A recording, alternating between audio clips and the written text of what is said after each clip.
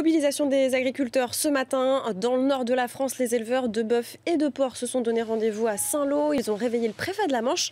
Alors si l'action est terminée, les manifestants attendent toujours du concret de la part du gouvernement. Et en pleine crise du porc, les transformateurs sont souvent accusés de faire baisser les prix. Certains ont fait le choix de produire de manière artisanale. Et ça paye. Reportage chez des fabricants de saucissons normands.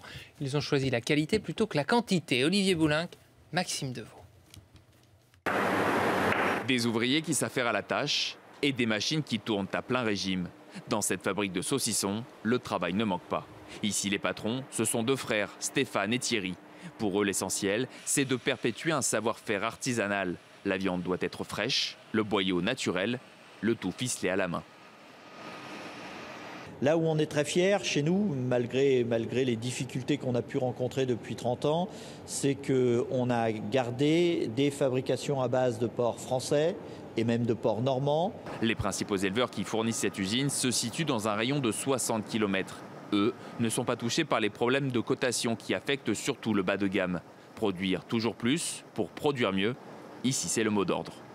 Oui, nous, il faut minimum 1 an pour faire un porc, alors que là, en Bretagne, ils sont à 3 ou 4 mois, quoi. Aujourd'hui, les réglementations ne sont pas les mêmes selon les différents pays européens, alors que le marché, lui, est ouvert. Oh, je pense que pour sortir de cette crise, c'est l'Europe avant toute chose qu'il faudra intervenir. Aujourd'hui, malheureusement en France, on a un taux de charge qui est trop élevé, un coût européen qui est complètement différent du coût français. Donc je pense que c'est à l'Europe avant toute chose de réagir. Ce mardi, des industriels ont réclamé une refonte complète du mode de fixation des prix.